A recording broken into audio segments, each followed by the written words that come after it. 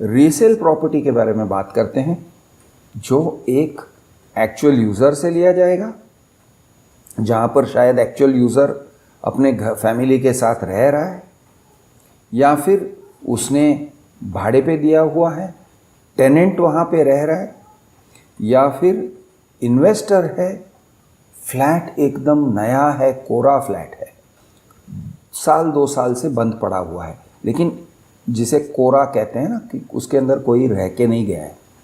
आप जाते हो एक ब्रोकर के पास, शॉप में बैठा हुआ है, आप कहते हो मैं रीसेल फ्लैट लेना चाहता हूँ। वो कहेंगे रीसेल, आपका बजट क्या है? 650 स्क्वायर फीट चाहिए, 1 करोड़ रुपए का बजट है इस लोकेलिटी में। फिर वो कहेगा वो लोकेलिटी चलेगा, वो दूर का लोकेलिटी चलेगा। इस टाइप से वो सवाल करने लगता है, और कभी कभी वो आपको थोड़ा डिसअपॉइंट भी करेगा। सर, आप जिस एरिया की बात कर रहे हो ना, उस एरिया में आपके बजट में मिलने वाला नहीं है, आपको बजट बढ़ाना ही पड़ेगा। ये एक बहुत स्टैंडर्ड फ्रेज़ है ब्रोकर्स का। सर, आपको तो बजट बढ़ाना ही पड़ेगा, एक 15-20 लाख से तो आपको बढ़ना ही पड़ेगा। कोई ऐसे नहीं कहता है कि हाँ सर ये बजट बहुत सही है, इसके अंदर आपको मिल जाएगा। 90% ऑफ द टाइम्स मेरा अनुभव ऐसे रहा है कि वो हमेशा आपको आपके बजट को खींचते हैं, आपको ज़्यादा ऊपर के फिगर के तरफ लेके जाते हैं, क्योंकि उसी में उनका फ़ायदा है। मेरी राय है, मेरा सजेशन है कि आप ऐसे कहो, हाँ ठीक है मैं बढ़ सकता हूँ, मैं बजट में बढ़ सकता हूँ। यानी आप 1 करोड़ की फ्लैट ही चाहते हो, लेकिन आप वो सारे फ्लैट्स देखो जो 1 करोड़ 10, 1 करोड़ 20 में बिक रहे हैं। अपने बजट के बाहर के फ्लैट्स देखो। कई बार ऐसे होता है कि एस्टेट एजेंट इनसिक्योर है, उसे डर लगता है कि आप बायर के साथ डायरेक्ट अगर हो गए, बायर के साथ डायरेक्ट कांटेक्ट में आ गए, तो फिर इसका जो पत्ता है वो कट जाएगा, कमीशन नहीं मिलेगा, इसका डर लगा रहता है। कभी कभी ऐसे होता है कि सेलर, होम ओनर के साइड पे एक ब्रोकर रहता है, आपके साइड का ब्रोकर अलग है, तो 2 ब्रोकर्स हो जाते हैं। उसके सेलर के साइड से वो कमीशन लेगा, जो भी डिसाइड हुआ है, 1%, 1.5% वगैरह। आपके साइड से आपका ब्रोकर कमीशन लेगा, 1%, 1.5% आपके साइड से।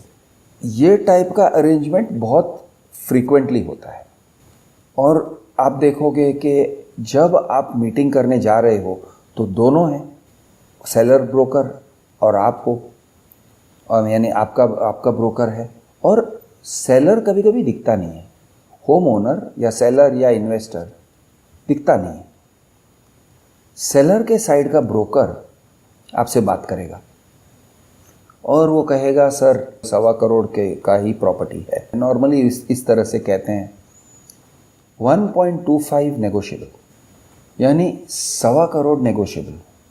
अब जैसे ही उन्होंने नेगोशिएबल कह दिया, इसका मतलब है कि वो रियल प्राइस नहीं है, वो आपके मन में आपके ऊपर एक असर डालना चाहते हैं।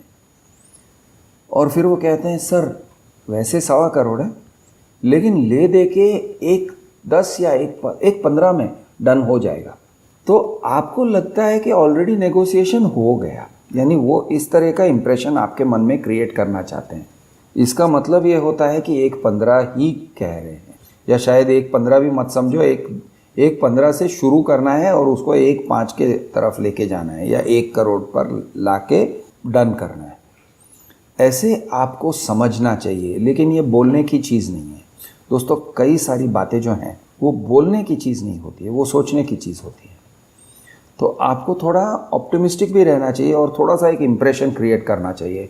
हाँ भाई ठीक है, कितना उतना, हाँ ठीक है हो जाएगा, डोंट वरी, टेंशन मत लो। आपके मन में कुछ और है, आप चाहते हो कि उसके प्राइस और कम हो।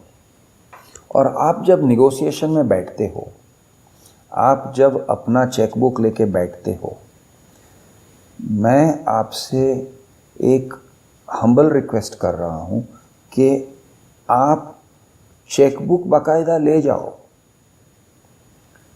साइन करके रखो, लेकिन फर्स्ट नेगोशिएशन में टोकन मत दे देना। पहले नेगोशिएशन में किसी न किसी बहाने, कोई ना कोई बहाना बनाकर फाइनल एक प्राइस के तरफ ले जाके निकल जाओ। आप कहोगे क्रिश तुम तो यार जो लोग फ्लैट सेल कर रहे हैं उनके साथ धोखा करने को सिखा रहे हो। मैं धोखे की बात नहीं है, लेकिन सेफ्टी की बात है। इम्पल्सिवली आर्ग्यूमेंट करके, अरे तुम शर्त लगा के तुम 90 में दोगे तो मैं अभी डन करने को तैयार हूँ वगैरह करके, और अगर सामने वाले ने कह दिया हाँ चलो 90 में देता हूँ, और तुम प्रेशर में आ रहे हो हाँ चलो डन, मत करो। आपको लगेगा चल यार मैं नकली साइन करके दे दूँगा, ये भी मत करो। आप प्रेशर में रहोगे, सामने वाला बंदा आपके ऊपर चढ़ जाएगा कि तुमने नकली सिग्नेचर किया या चेक बाउंस किया। ये सब मत करो। आप बोलो हाँ चलो मैं करता हूँ, फिर फ़ोन लगाओ, पापा मैं डन करने जा रहा हूँ। क्या कहते हो? अच्छा अब शुभ मुहूर्त नहीं है। अब यार मुहूर्त बोलो, गुरुजी से पूछना है बोलो, पत्नी से पूछना है बोलो, ससुर जी को दिखाना है बोलो, कुछ भी बोलना है बोलो, लेकिन फर्स्ट मीटिंग में टोकन मत करो। फर्स्ट मीटिंग आपका प्राइस डिस्कवरी के लिए है। प्राइस डिस्कवरी मतलब आपको डिस्कवर करना है कि एक्चुअल में वो कितने में डन करेगा, कितने में डन वो करने को तैयार है, ये जानने की कोशिश करो।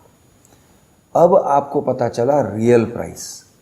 ज़रूरी नहीं है सेकेंड टाइम उसके साथ बार्गेनिंग करो, ठीक है, बार्गेनिंग नहीं करना है तो मत करो, जाके चेक दे के आओ 2 दिन के बाद, लेकिन थोड़ा एक कूलिंग ऑफ पीरियड रखो आपकी सेफ्टी के लिए।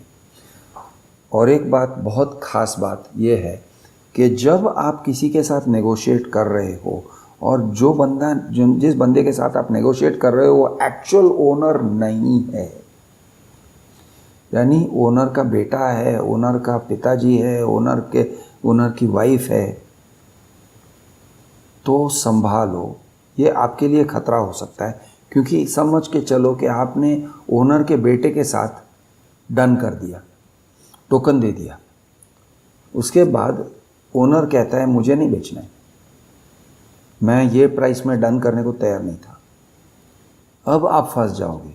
आप कहोगे टोकन दो, टोकन वापस दे दो, वो कहेगा मेरे बेटे से टोकन ले लो, बेटा देने को तैयार नहीं है, आप फंस गए, आपका टोकन फंस गया।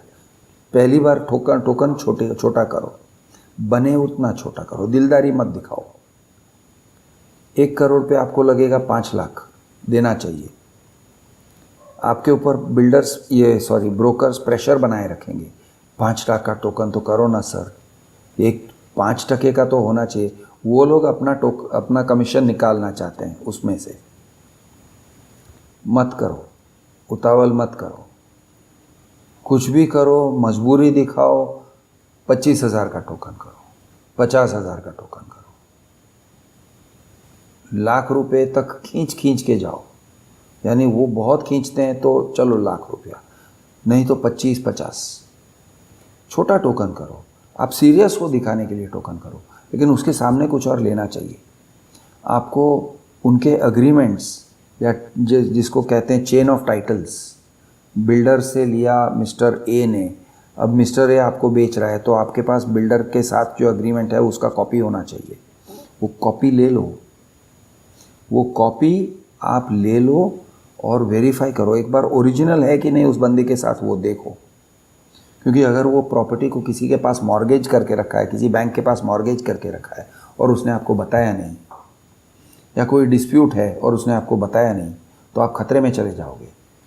तो आप वो एग्रीमेंट का कॉपी ले लो और एक बैंक के पास जाओ और लोन के लिए आप उसका अप्रूवल लेने का काम करो। अब बोलो ये इसके ऊपर आप लोन दोगे या नहीं।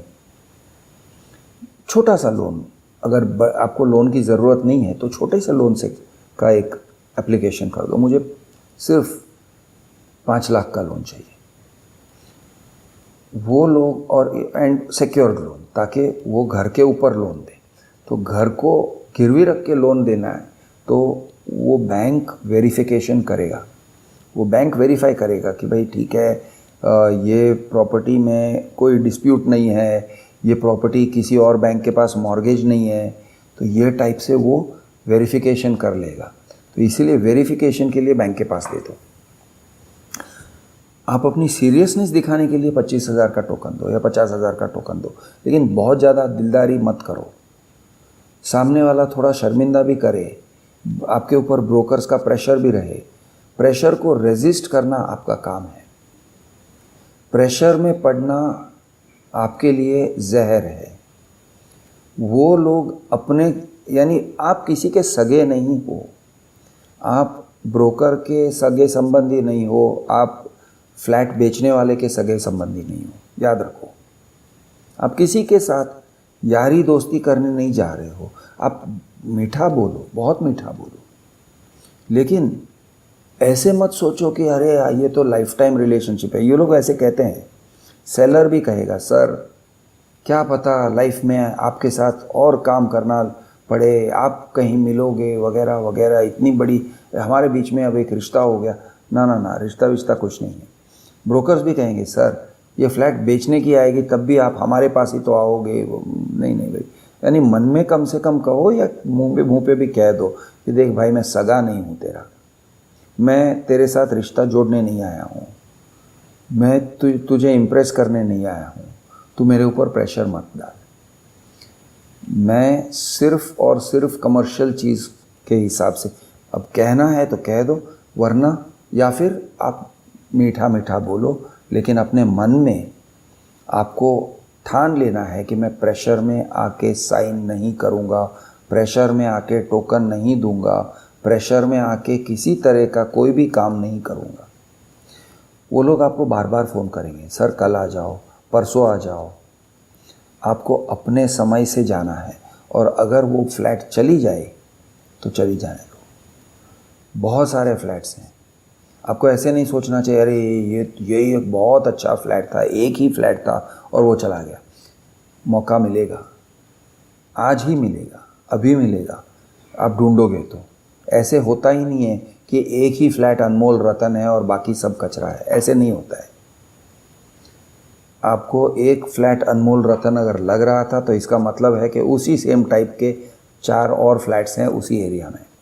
समझ के चलो, ढूंढना पड़ेगा आपको, लेकिन है, कहीं ना कहीं है। ले दे के थोड़ा कम थोड़ा ज़्यादा, कुछ उसमें कमी होगी, कुछ उसमें बेहतर भी होगा। तो ऐसे मत सोचो कि ये लास्ट पीस है, इसी को लेना है। ये टाइप के वीकनेस वाले पोजीशन में मत करो, सौदा मत करो। आप सौदा करने उतर रहे हो, रीसेल प्रॉपर्टी खरीदने उतर रहे हो, 40-50 फ्लैट देखो, 2 या 3 शॉर्टलिस्ट करो, हर एक का नोट करो अपनी नोटबुक में, नंबर 49, नंबर 50, चलो ये है, ये सारे देख लो।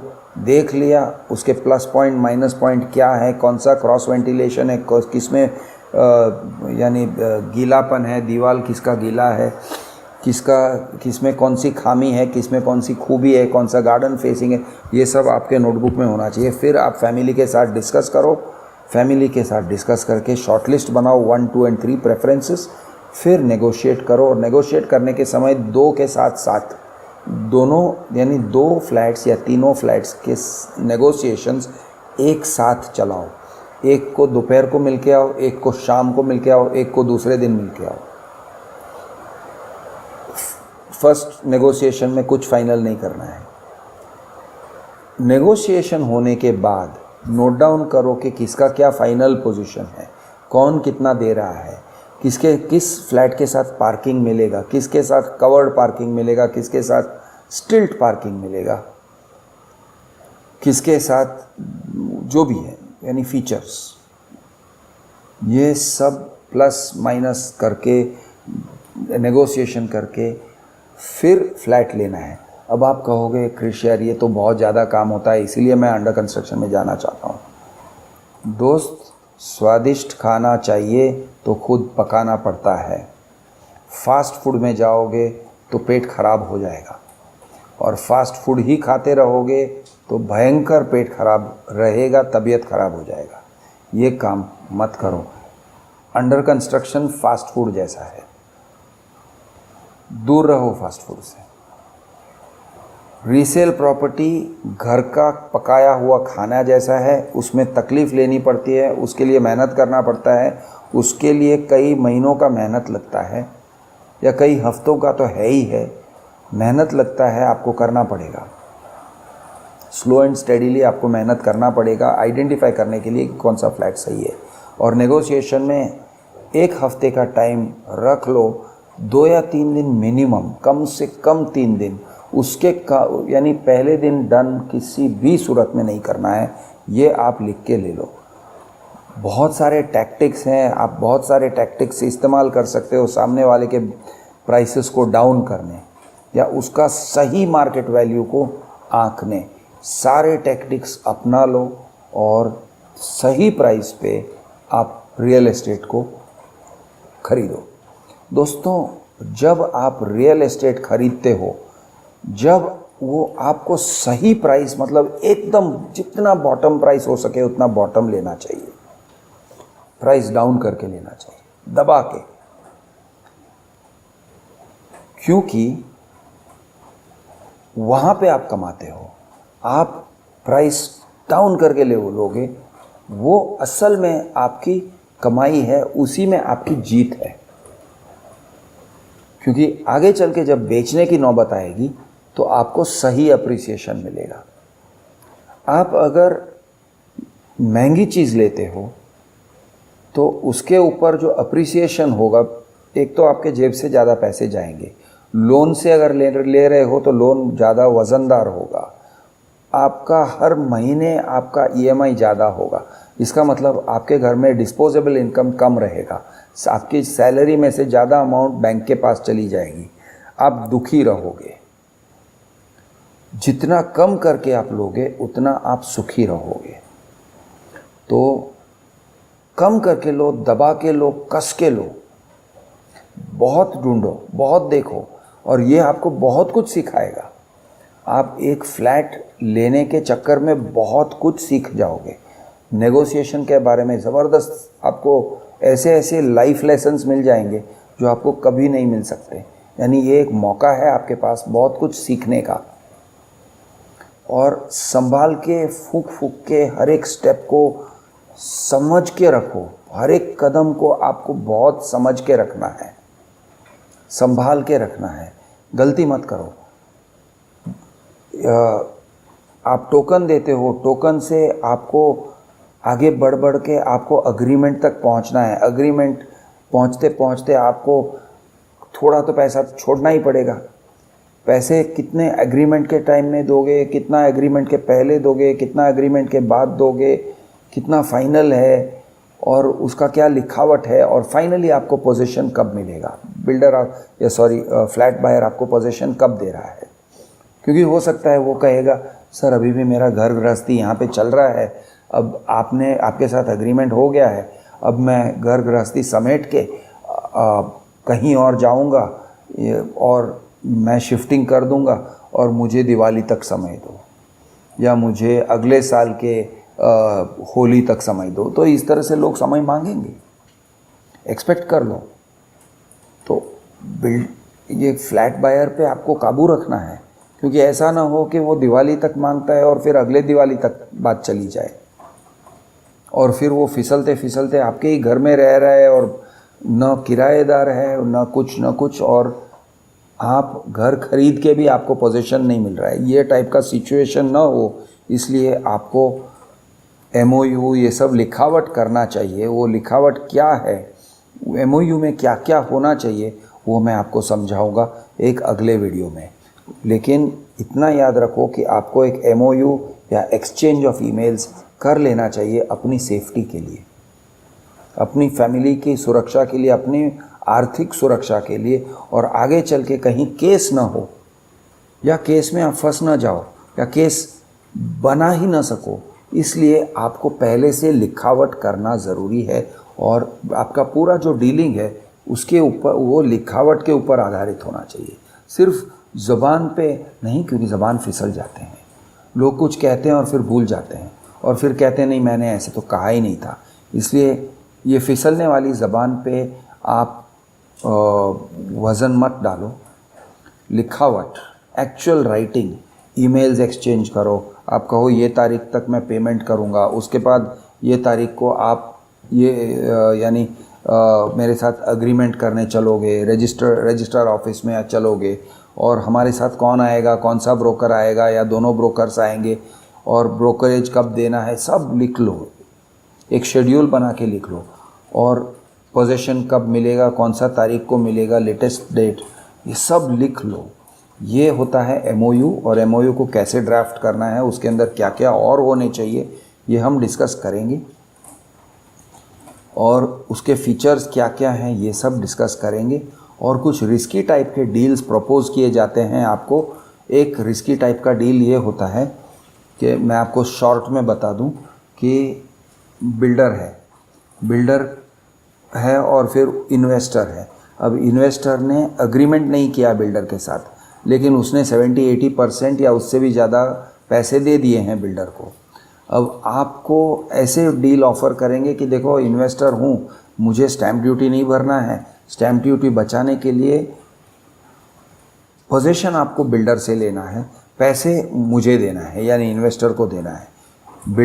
इन्वेस्टर को आप पैसे दोगे, बिल्डर आपको पोजीशन देगा, बिल्डर को आप छोटा अमाउंट दोगे, और स्टैम्प ड्यूटी आप बिल्डर के साथ डीलिंग में करोगे। गड़बड़ घोटाले का प्रोग्राम है।